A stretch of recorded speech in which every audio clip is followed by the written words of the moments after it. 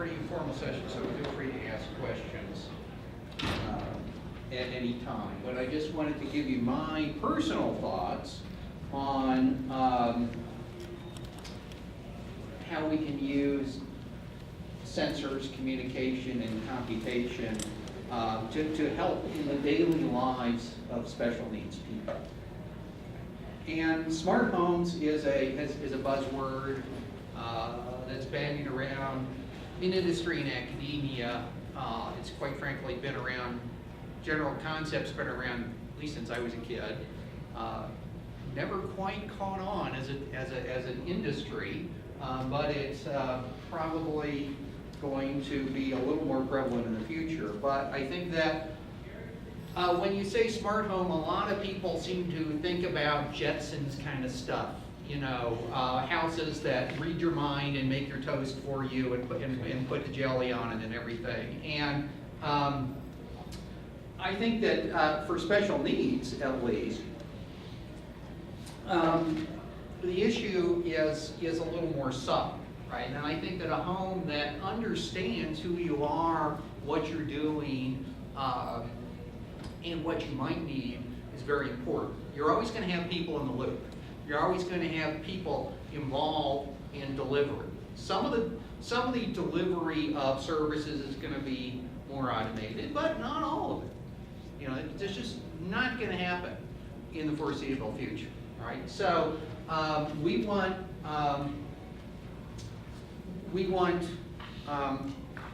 to use communication, sensing, these technologies that are just now becoming cheap enough to be really interesting in order to augment the capabilities of the people in the lives of these special needs people. Okay, I don't have to tell you, I put these slides together originally for civilian audience, so I don't have to tell you that special needs is a blanket term, covers all sorts of things, including multiple involvements. Some of the people that this community deals with have strictly cognitive disabilities. Some have a combination of cognitive and physical disabilities. Right? But you know, one thing that I think it is useful to keep in mind is that this wide variety of conditions makes this problem technically more challenging, which is good if you're trying to write proposals on this, right? But it means that it's going to take longer to solve, right? If you think about elder care, people frequently jump to senior citizens in elder care.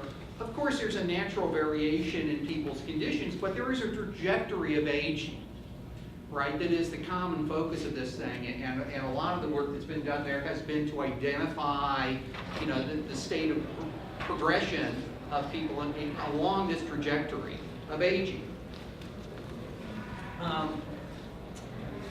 With special needs, we have a much broader spectrum of conditions, and the idea of having, you know, one set of things to look at, I think, just isn't going to work. I also think that this is this idea of having broad spectrum tools and techniques is very different from what the medical community is used to. Right? The medical community, to use an inside Beltway term, is very stovepiped. Right? That is, they're very specialized. Specialties don't talk to each other, and doctors want to have a clear diagnosis that they can, you know, look up in their book and say, this is what I do. Okay?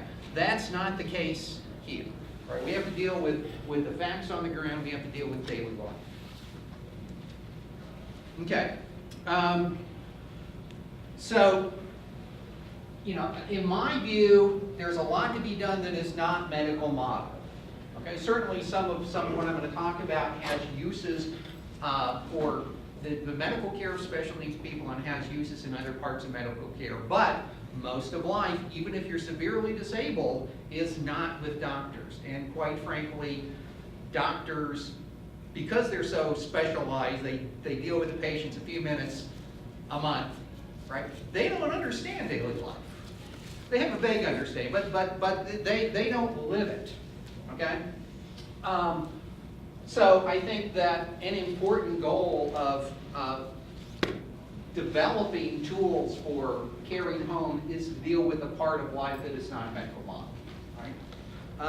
We have to, our basic goal is to provide meaningful lives for these people. And also to help the caregivers and the entire community of care, right? The Imagine people pointed out very correctly that, you know, special needs people will increasingly compete with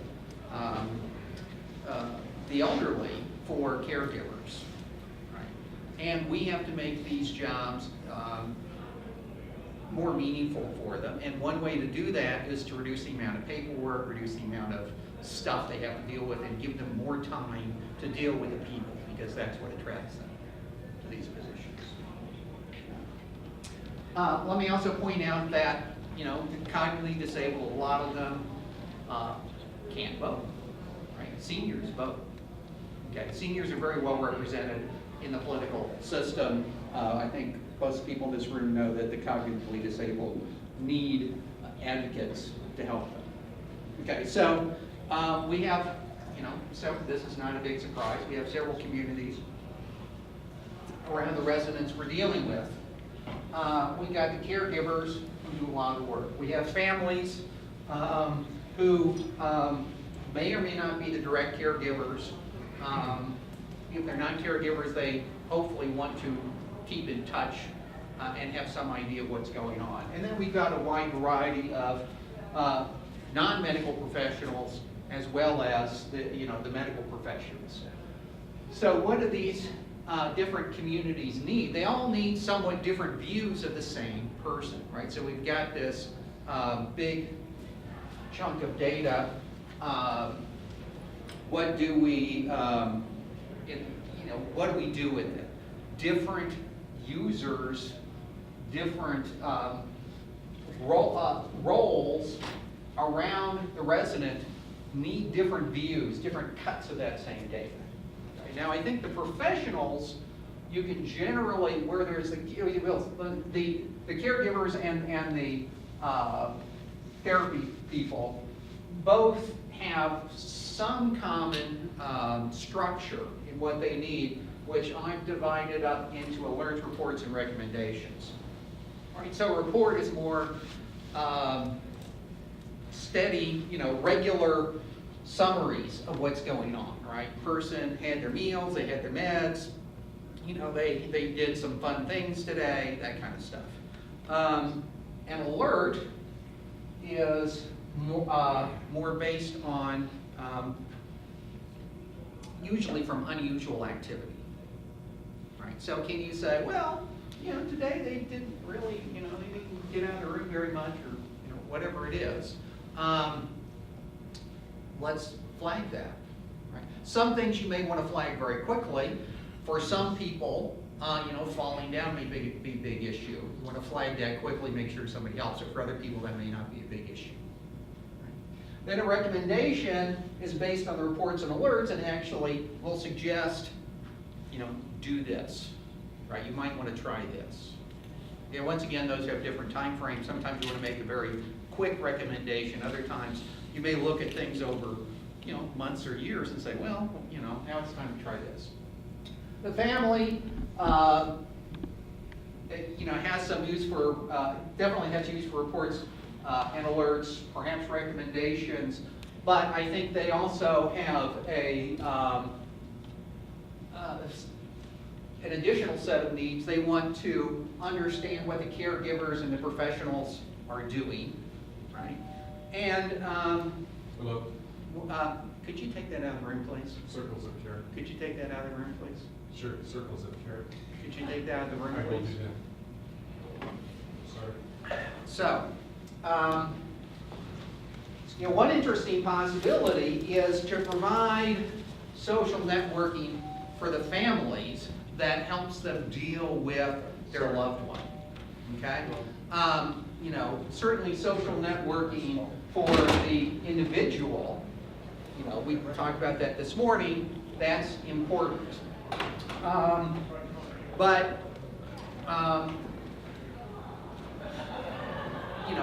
families often have a hard time, even in large cities, finding people who have or dealing with loved ones who have similar diagnoses.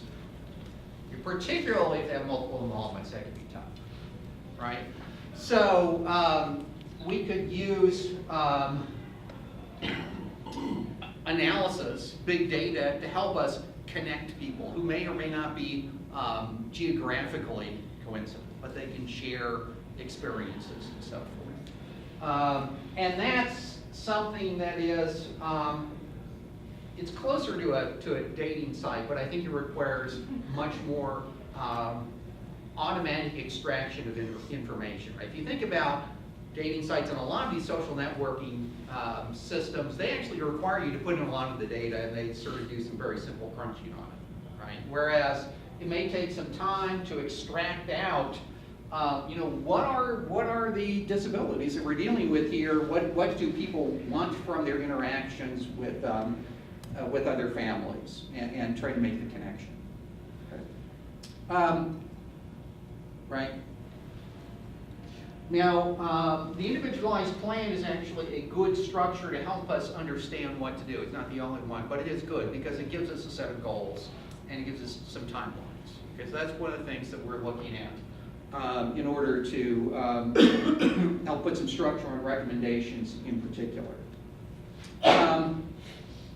So some of you may know about the work that Imagine here in Colorado has done. They've got 2 smart homes for special needs people. They've operated for a number of years.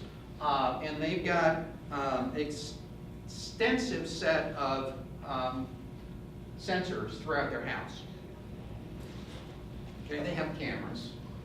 They have tags for tracking people, although those tags are not often used by people. But two of the interesting things that I found that they put in, I thought were very smart, were sensors on all the power plugs and all the water taps, right? Because, for instance, if you're in the bathroom and you know that the faucet's on, you know somebody's in there even though you don't have a camera, right?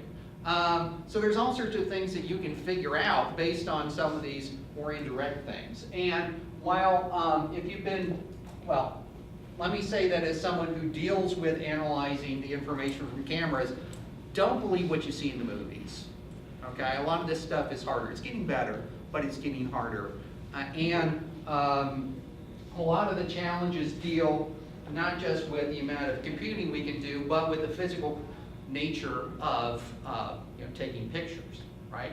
If you've got a camera way up here, you can't see the person's face, doesn't do you a heck of a lot of good. If you've got the lousy lighting that you have in a lot of rooms, and you got bad shadows and bad contrast, you can't see what's going on, okay? So in order to figure out what you want to do, having a variety of sensors, I think, is important.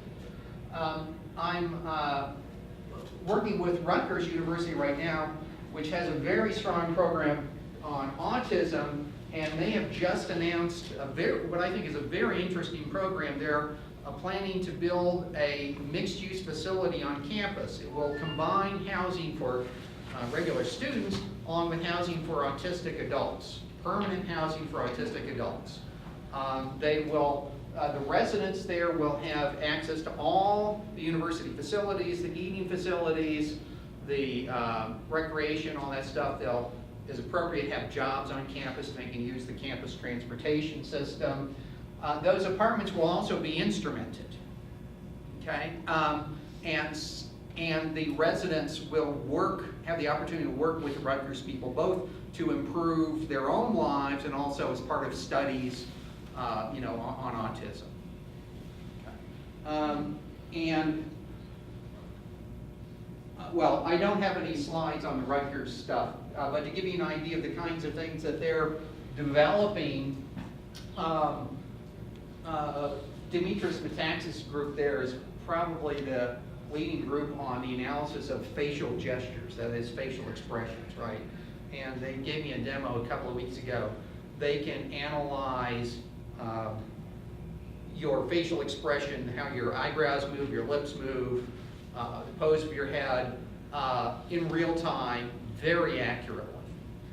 And for autistic people, expressions, are our window into what they're thinking, because they're not always able to express it verbally. Those kinds of tools for for facial expressions, for gestures, is very important in the both in the study of autism and we think in improving their daily lives. And a fair amount of that, I think, is going to be useful for other types of both cognitive and physical disabilities also. Okay, let me give you, this is a different set of slides here.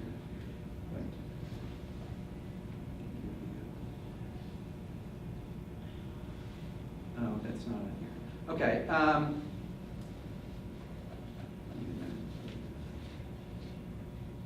no, I'll skip that.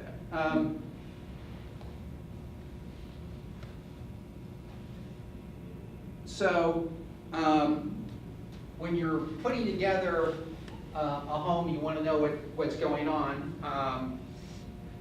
There are several different types of sensors we can talk about. There's fixed sensors that are typically where cameras, for example. Pressure sensors, just so you know, for instance, somebody standing there or somebody sitting there, those are pretty useful. There's mobile sensors like phones. And although I call this session the caring home, I think that to really be useful, we need to be able to understand what people are doing outside the home also, because people, to have full lives, need to just get out of the house. And then there's wearable, which I separate from the phone, things like all the new smartwatches and bracelets and all that stuff, and smart clothes. Both of these are powered by batteries, okay? We'll talk about that in a minute. But one of the big differences really is in how they talk to the rest of the system. A mobile phone has a radio that allows it to communicate over large distances. Okay? These devices do not. Okay? The fundamental reason, the difference, is energy consumption. Okay? Phones are designed for longer communication. They have bigger batteries. Batteries introduce weight, they introduce bulk. Okay? Wearable devices, if you want them to be nice and small, they have to have radios that communicate over distances, sometimes of a few feet, sometimes over the space of an inch or less. Which requires less energy, but it also means that you have to use them in a different way. Okay, so we've got all these devices. We need to bring the data back somewhere and do something with it. That's analysis. That also means connecting to other systems that are going to disseminate the results, talk to the caregivers, report back to the professionals and so forth.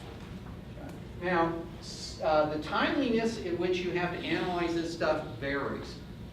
Some things are long-term, and some of the analysis you want to do may last over years, right? You may be looking at how people have progressed over years. Some of it's going to require very quick identification of what's going on and determination of what to do about it. And you have to design the system in order to be able to, with timeliness in mind. Okay, so if we go back to the difference between mobile and wearable devices, one way you reduce energy consumption and save the battery life on your wearable device is to not communicate very often. Store up the data and then wait and send out a burst. Okay, but if you're using that to identify when the person's fallen down and needs help, you're going to have to communicate that in a timely fashion. And so, in my view, battery life is a major concern in how you figure out what devices make sense for people, right? It's hard enough for typical people to charge all the junk in our lives. You know, I've got one colleague at Georgia Tech who has 3 different devices he carries around with him at work all day long, just in order to communicate at different levels of granularity and save battery life, right? He doesn't want to have the laptop on all day because it'll run out of juice. So he's got 3 different devices he's dragging around just to manage his own battery life. Nobody should have to do that, quite frankly, and special needs people sure as heck shouldn't have to do that. So we have to think about what data we need, what we're going to do with it, and how the batteries are going to be, you know, what implications that has for battery life. I was talking to Kathy Bodine just yesterday, and she said she was very concerned about battery life, and she thinks that sensors that are built into clothing are going to be important. They tend to use less battery, and you don't have to put them on, right? You don't have to explain to the person, okay, put on your shirt and then put on this other thing. Okay, so in the long run, I think you know, smart clothes are going to be an important technology. Okay, so what are we going to do with all this data? You know, we can identify daily activities. You know, are they getting up, moving around? Are they doing what they typically do? Are they taking their meds? Are they eating their clothes? Are they eating their meals? Are they getting their exercise? Are they going to work? Right? And this can extend, for instance, beyond the home. Make sure that they get to work properly, get home properly. You know, if they're going out just to enjoy themselves, you know, make sure they're okay. We can also use that to identify unusual activity, right, which requires looking at patterns. Okay? And those patterns are can vary with a number of factors, right? So you may say, well, with some people, there are certain diagnoses where the people tend to wander off. So it's those people going outside could be something you want to flag quickly. For other people, you know, going outside is just fine. But as another slice through this, weather affects this, right? So in the summer, going outside is easy. In the winter in Colorado, it may be harder. The fact that they're going outside less in the winter is not as troubling. Okay? So this is doing something useful with this data is a very challenging technical problem. Making sense of it is a very non-trivial technical problem, dealing with large volumes of data, lots of different types of data, and multiple time scales. And commercial systems do a lot of data mining, but they do it, in my view, on much simpler types of problems. Right? Because really what they're interested in is driving sales and advertising. Okay? And of course, we can use the individualized plan to help us understand, you know, what these people, what's good, need to do, should be doing, and help to make some recommendations. Okay. So, you know, as I mentioned, you know, shopping sites use machine learning. They use, you know, non-trivial, but learning that I think is still simpler than what we need for this population. Okay.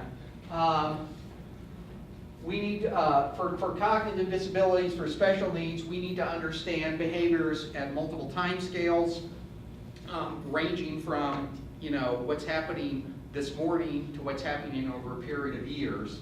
And we have to understand the relationships between different observations. Okay?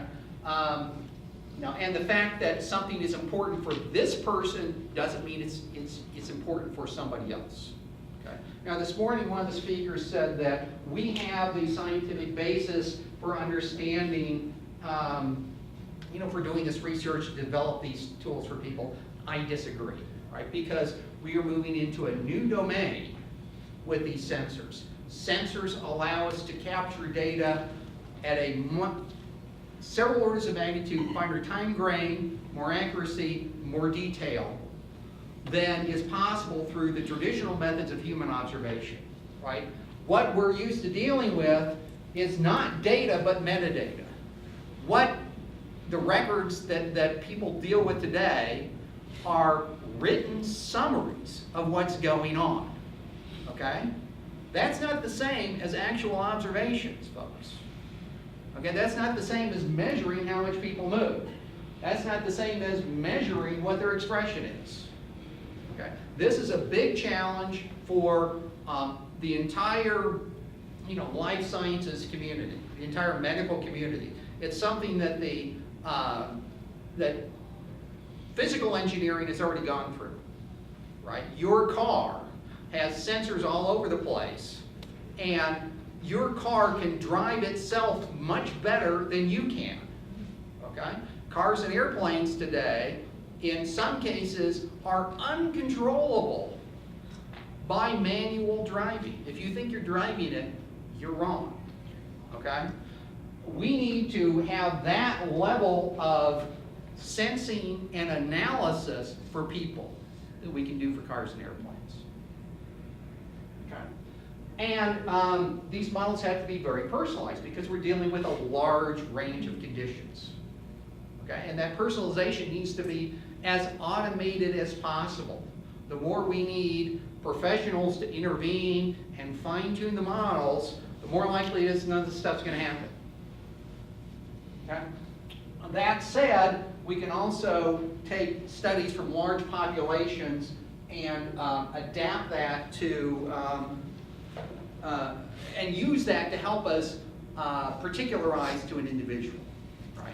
You have to be careful about that, but you can take large studies and say, well, this seemed to work for people with this combination of things. Let's try this. Okay, so to close, let me just give you a little bit idea of one of the problems that my students have been working on, which is just tracking, understanding people, okay? So the challenge is, if you want to understand, how people move through large spaces, this building or a city, you can't have sensors everywhere. You can't cover everything. So you can't continuously monitor them and say, this is the person here, this step, they took another step, right? You've got individual observations. So you may have a sensor in that corner and say, I saw a person wearing red, at this time. You may have a sensor at the other end of the hallway that says, I saw a person wearing red at that time. How do you take those discrete observations and figure out who's who? Okay, so we've got this pile of observations that tell us something about what the person looks like, as well as when and where they are, and we want to divide it up into tracks where we say, this set of observations goes with this person, this set of observations goes with this person, right? And then the track tells us where they were. Okay. And we've, in a lot of our research, we've concentrated on using cameras, but if you have a sensor like a pressure sensor, you can say somebody's there, but you don't know what they look like.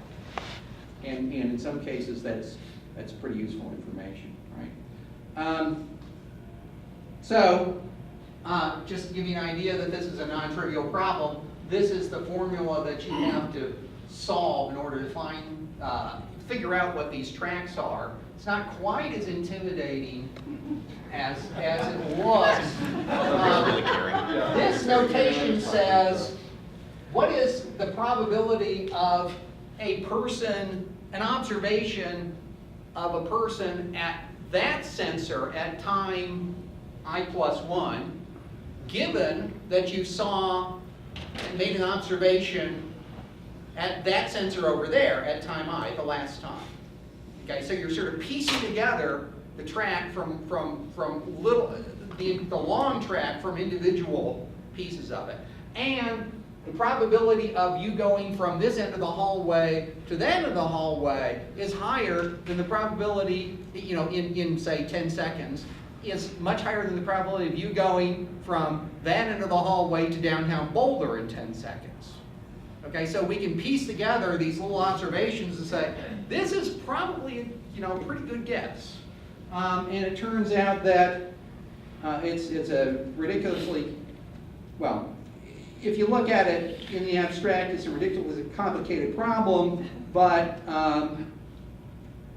you can actually do pretty well on real systems. So we can solve it, this is an observation of a few thousand observations solved in less than a second. Got almost all of the tracks correct, right? But this is just one piece of the puzzle, okay? We need to do a lot more work, and this is, we're moving into an age now where we have interesting sensors, we have rich communication, and we have powerful computational facilities to do something with all this data. Okay? Now we actually have to do the science of what it means for people. Okay? And waving our hands is not going to be enough to get the resources to figure out what we need to do and to put it out into the world. Right? We have to be willing to put some effort into precisely describing problems and doing some evidence-based work to show what really works in the real world and what doesn't. So I will leave it at that. Questions? Marilyn, this question is for you and the gentleman from Imagine. I'm playing devil's advocate, but how do you walk that fine line of this being a necessity and it feeling like Big Brother? Well, okay. First, I forgot to make my big pitch for why you need to do this. Okay.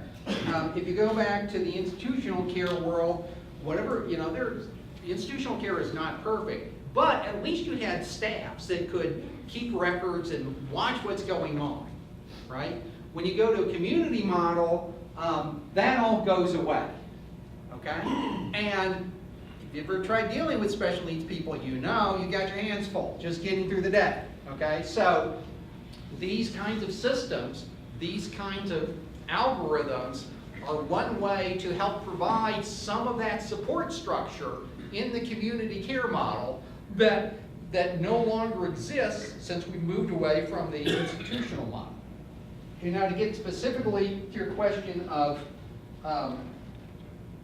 privacy, I think it's a two-edged sword. And I think we're gonna talk about this more at the next session, but,